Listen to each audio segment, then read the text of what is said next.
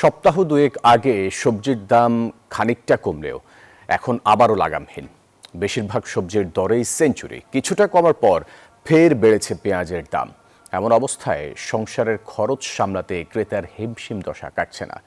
নতুন বাংলাদেশেও কেন সরকারি তদারকি জোরদার হলো না, বাজারে গিয়ে সেই প্রশ্ন রেখে ক্ষোভ ঝাড়ছে মানুষ। ছুটির দিনে ব্যাগ ভর্তি কাঁচা বাজার সেরে বাসায় ফিরতে চান অনেকেই। রাজধানীর কারওয়ান বাজারে আনাগোনা বেশ। শীতকালীন রঙিন সবজিতেও বাজার ঠাসা, কিন্তু পুরো ব্যাগ ভরতে ক্রেতাদের পকেটে পড়ছে টান। সপ্তাহ দুয়েক আগেও সবজির দরে খানিকটা স্বস্তি ছিল। চলতি সপ্তাহে ফের উল্টো চিত্র। শিমের কেজি নেমেছিল 60 টাকায়, এখন দ্বিগুণ। টমেটো, কাঁচামরিচ 120, গাজর, বরবটি ও মটরশুঁটি 80 থেকে 100 টাকা। ঠান্ডাকালে লাউয়ের কদর বাড়ে। ফুলকপি, বাঁধাকপিও লোভনীয়, কিন্তু দাম দর এখনো চড়া। পুরান জিনিসগুলো হয়ে গেছে, নতুন জিনিস আইতেছে, কারণ নতুন জিনিস দামি হইতেছে আর নতুন জিনিস কিন্তু 10 টাকা কেজিতে দাম বেশি আছে। আমদানির কারণ কম, এই কারণে দামটা একটু বেশি। আবার আমদানি হলে দামটা ঠিক হয়ে যাবে। পেঁয়াজের দাম অল্প হলেও কমেছিল, এখন ফের ঊর্ধ্বমুখী। নতুন আলুর স্বাদ নিতে জিভে জল, কিন্তু গরিবের অপেক্ষা যেন ফুরায় না। আমাদের আয়ের থেকে ব্যয় বেশি, খরচের পরিমাণ বেশি, প্রত্যেকটা জিনিসে দাম বেশি।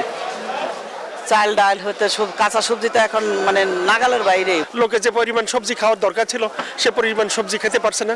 তারা যে পরিমাণ কিনতো, আমি নিজেই যে পরিমাণ কিনতাম, এখন সে পরিমাণ কিনতে পারছি না। গণ অভ্যুত্থানে দেশ বদলেছে, আশা ছিল বাজারে তদারকি বাড়বে, দাম থাকবে নাগালে। তবে সেই আশায় গুড়ে বালি।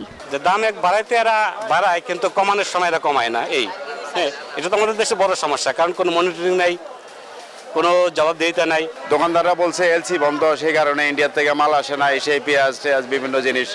তো আমরা আসলে সাধারণ মানুষ যারা, তারা কিন্তু আসলে হতাশ। কারণ হচ্ছে কি, মানুষ যে আয় হিসাবে মানুষ ব্যয় করতে পারতেছে না, কিনতে পারতেছে না। এদিকে ডিমের ডজন 120 টাকা, ব্রয়লার মুরগি 150, সোনালী 250-র আশেপাশে। মাছের বাজার আগের সপ্তাহের মতোই, দরদামে তেমন নড়চড় নেই।